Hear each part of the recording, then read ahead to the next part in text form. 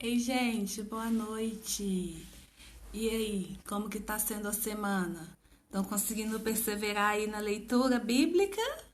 Espero que sim. Então, hoje a gente já vai ler o capítulo 9.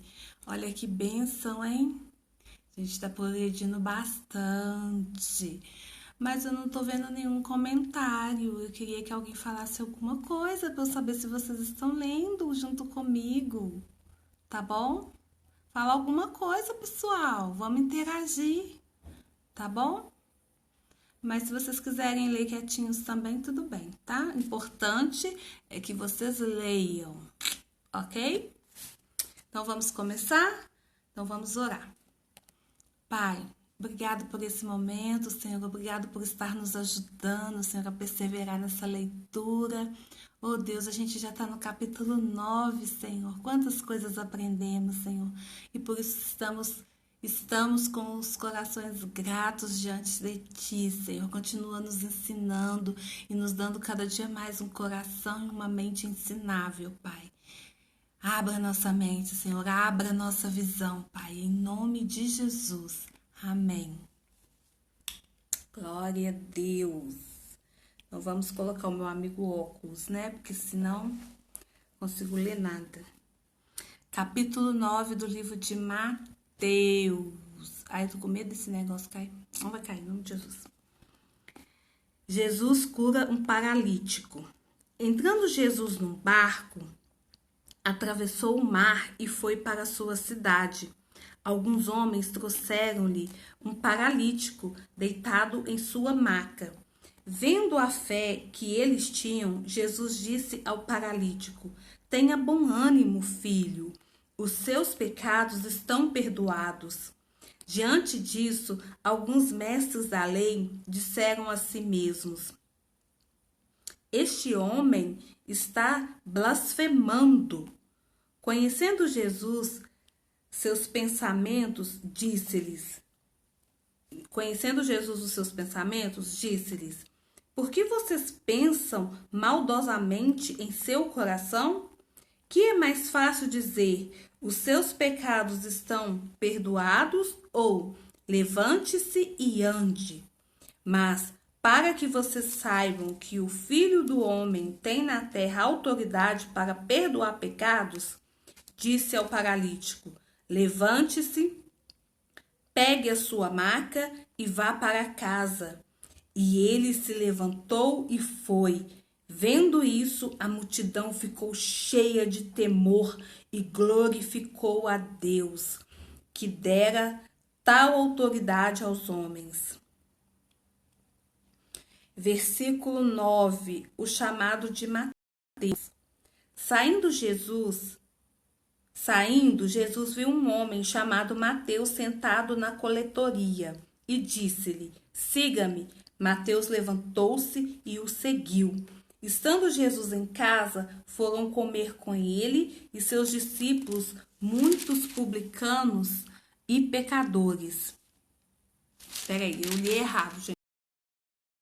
Estando Jesus em casa, foram comer com ele e seus discípulos muitos publicanos e pecadores. Vendo isso, os fariseus perguntaram aos discípulos dele: Por que o mestre de vocês come com publicanos e pecadores? Ouvindo isso, Jesus disse: Não são os que têm saúde que precisam de médico, mas sim os doentes. Vão aprender o que significa isto. Desejo misericórdia, não sacrifícios, pois eu não vim chamar justos, mas pecadores. Versículo 14. Jesus é interrogado acerca do jejum. Então os discípulos de João vieram perguntar-lhe: Por que nós e os fariseus jejuamos, mas os teus discípulos não? Jesus respondeu: Como podem os convidados do noivo ficar de luto enquanto o noivo está com eles? Virão dias quando o noivo lhes será tirado, então jejuarão. Ninguém põe remendo de pano novo em roupa velha, pois o remendo forçará a roupa, tornando pior o rasgo. Nem se põe vinho novo em vasilha de couro velha. Se o fizer, a vasilha arrebentará o vinho,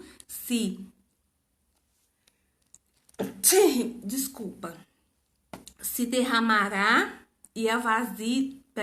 Nem se põe vinho novo em vasilha de couro velha. Se o fizer, a vasilha arrebentará, o vinho se derramará e a vasilha se estragará. Ao contrário, põe-se vinho novo em vasilha de couro nova, e ambos se conservam. 8. O poder de Jesus sobre a doença e a morte. Falava ele ainda quando um dos dirigentes da sinagoga chegou. Ajoelhou-se diante dele e disse: Minha filha acaba de morrer. Vem e impõe a tua mão sobre ela, e ela viverá.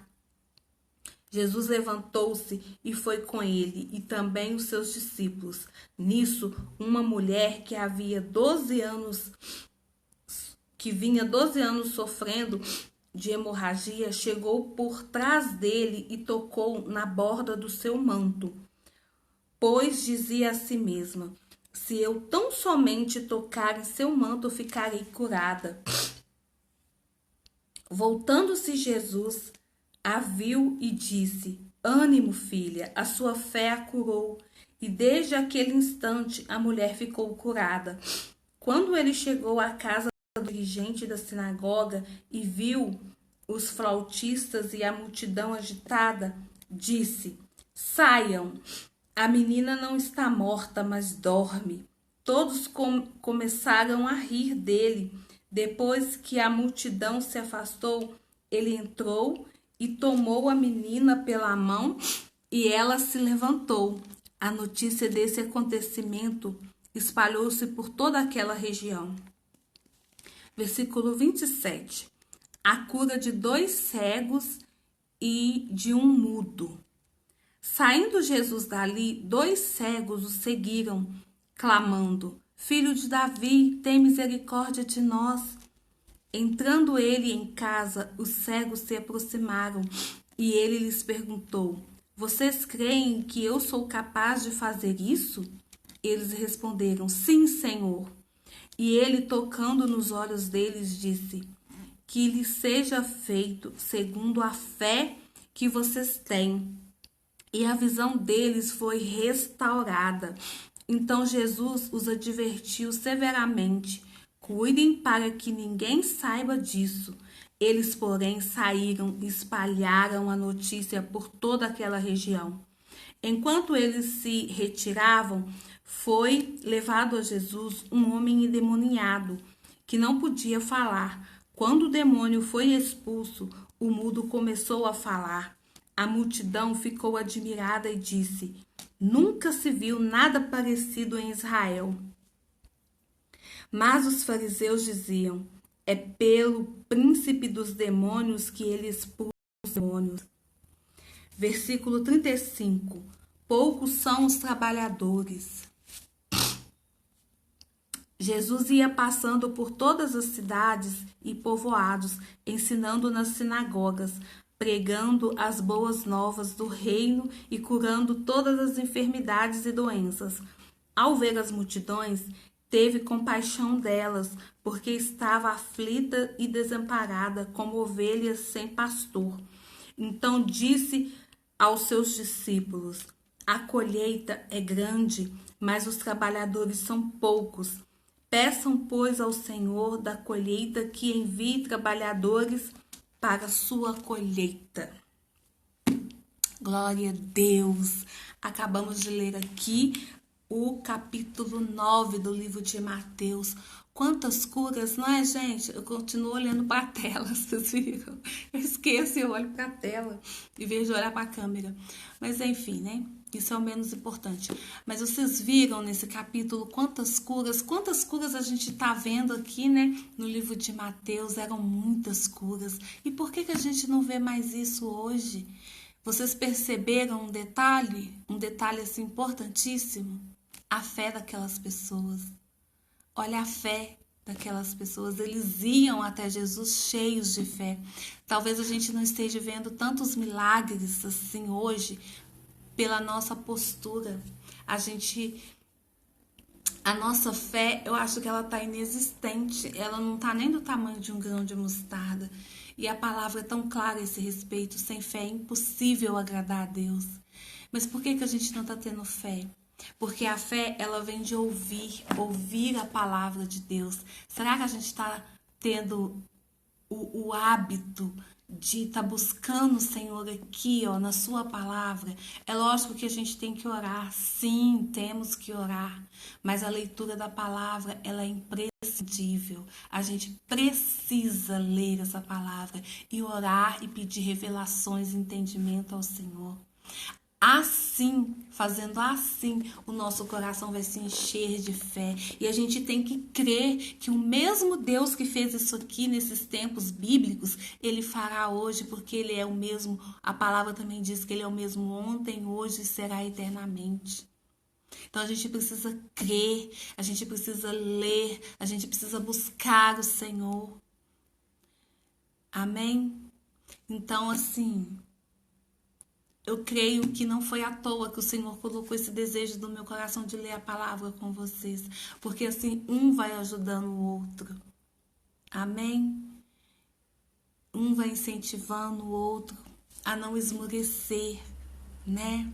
Porque eu sei que as atividades nossas de cada dia são muitas. E às vezes a gente pensa que a gente não vai dar conta de ter esse tempo com o Senhor. Mas olha aqui, pouco mais de 10 minutos, acho que tem 12 minutos que a gente está aqui lendo a palavra, orando e meditando a respeito. Você não vai gastar mais do que 15 minutos por dia. Isso é muito? Eu creio que não. Então vamos tentar ser perseverantes, amém? Nós já estamos no capítulo 9 e olha como o Senhor encheu o nosso coração de fé, de que tudo realmente é possível para Ele. Tudo é possível. Ele ressuscita mortos, Ele cura, Ele nos fez. O que é um milagre para o Senhor? Nada. Não é nada. Mas a gente tem que mudar nossa postura, amém? Amém, queridos?